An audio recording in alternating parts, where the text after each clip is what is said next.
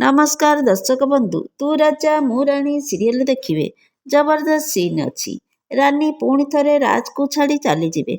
हाँ दर्शक बंधु, आज भिडटी को शेष पर्यंत देखु सबकि जानीपारे। रानी राजर बापा रूम रे थिबे। रानी आउ राज को बापा कौन कथा होथिबे। रानी राज को बापा को कहूथिबे, बिना प्रेम रे केबे संसार चलेनी। पुणी संसार गढ़िया पाई जो विश्वास दरकार राज आउ मो भितर नाही। जय सार कहिबे, मु केवल राज पाई चिंता करूनी। रानी मु भी चाहे तमे भी खुशी रे रुह।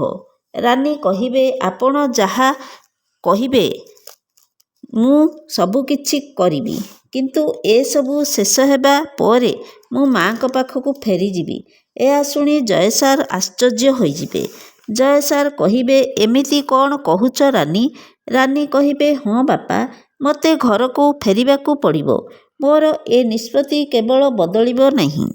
एबे कौन सतरे रानी राज को छाड़ी चली जिबे?